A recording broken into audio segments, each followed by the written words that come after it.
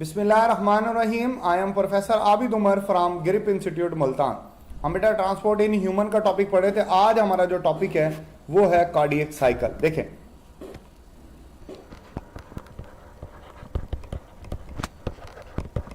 बड़ा conceptual topic है।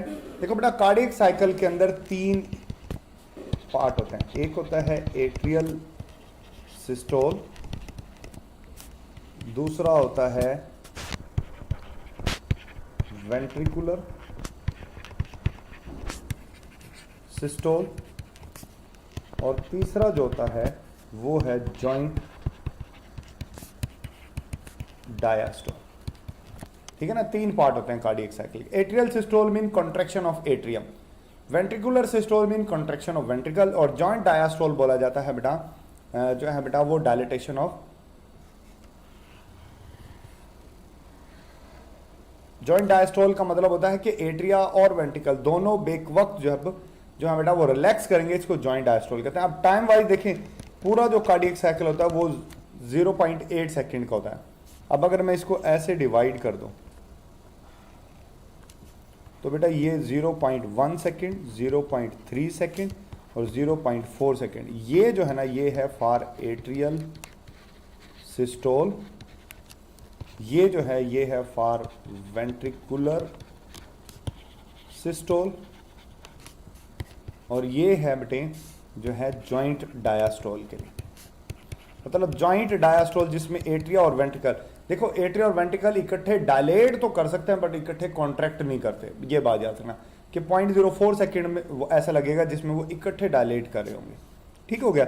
अच्छा, अब मैं इसको मैं फर्दर आपको समझाता हूं। देखो से ये जो सर्कल है ना ये वेंट्रिकल के लिए, इसी तरह मैं एक और सर्कल ड्रॉ करता हूं, ये एट्रिया के लिए। अब मैं इसको 8 बराबर हिस्सों में डिवाइड कर देता हूं।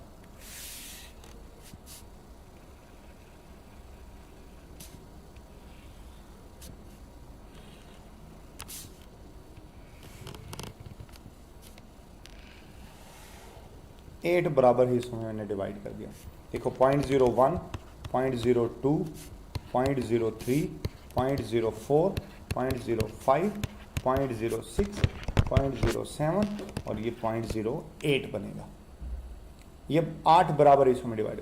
जैसे मैंने कहा कि बड़ा खाना वेंट्रिकल का, छोटा खाना एट्रिया का, तो सबसे पहला आएगा जो सबसे पहले 0.01 सेकेंड था वो था atrial systole. AS stand for atrial systole. तो फिर AD stand for atrial diastole, AD।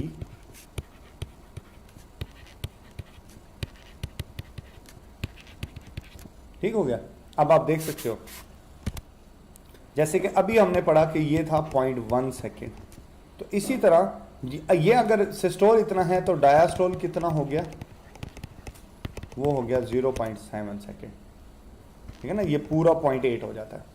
इसी तरह अब हम वेंट्रिकल पर आ जाते हैं। देखें, वेंट्रिकल यहां से शुरू होगा, वेंट्रिकुलर सिस्टोल, वेंट्रिकुलर सिस्टोल और वेंट्रिकुलर 0.03 सेकेंड होता है। बाकी सारा ventricular diastole, ventricular diastole, ventricular diastole, ventricular diastole और यहां पे भी वेंट्रिकुलर डायस्टोल आ जाएगा। मतलब ये वो स्टेट है जिस वक्त एट्रिया कॉन्ट्रैक्ट कर रहा है बट वेंट्रिकुलर डायलेट हो रही है। और ये वो 0.3 सेकेंड का टाइम है जिसमें वेंट्रिकुलर कॉन्ट्रैक्शन हो रही है बट एट्रियल डायस्टोल हो रहा है। ये जॉइंट है, दोनों इकट्ठे डायस्टोल कर रहे हैं, ये वाला सारा एरिया। तो टाइम वाइज ये इस तरीके से डिस्ट्रीब्यूशन हो जाएगी। ये भी एट्रियल डायस्टोल ही होगा यहाँ पे भी। तो अब आप देख सकते हो बेटा, नेक्स्ट जो है मैं बता देता हूँ, ये है 0.03 सेकेंड। जैसे कि अभी हमने डिस्कस किया, इसका डायस्टोल जो है ये बन जाएगा 0.05 सेकेंड। ठीक हो गया। ये तो थी टाइम को लेकर, और ये होता है 0.04 सेकेंड। ये कंबाइन है, ये आपने याद रखना है। उसके बाद अब हम बात करते हैं फंक्शन को लेकर। देखो, जब एट्रियल सिस्टोल होगा ना, ये एट्रियल सिस्टोल होगा तो तब क्या होगा।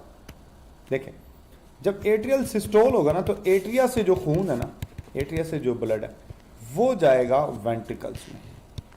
और इस वक्त आप देख रहे हो कि ये ट्राइकस्पिड वॉल और बाइकस्पिड वॉल, जो है ये ओपन हो जाएंगे।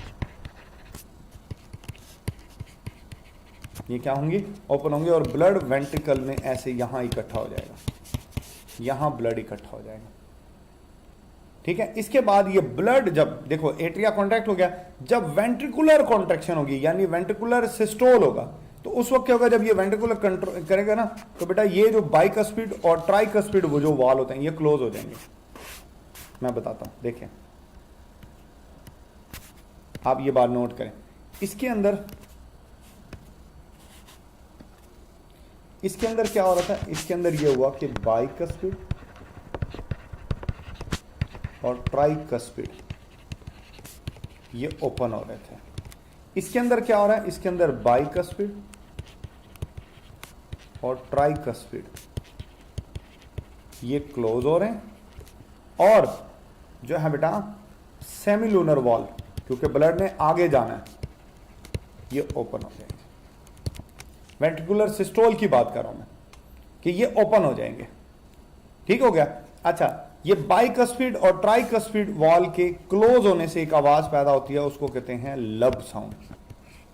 ये बैकवर्ड मूव करते हैं, ये बैक मूव करते हैं, और इनके बैक मूव करने से, इनके बंद होने से जो आवाज आएगी उसको लब साउंड कहा जाता है। जो पेपलरी मसल्स होते हैं और जो कॉर्डाई टेंडनाई इसके ऊपर अटैच होते हैं, वो इसको एक हद तक बैकवर्ड मूवमेंट देने देते हैं, मतलब इसको आवर एक जो है बेटा वो मूवमेंट से बचाते हैं। ये ज्यादा बंद ना हो या ज्यादा दूर ये जो है बेटा वो मूव ना करें, इसको कुछ हद तक जो है बेटा ये पावर प्रोवाइड करते हैं।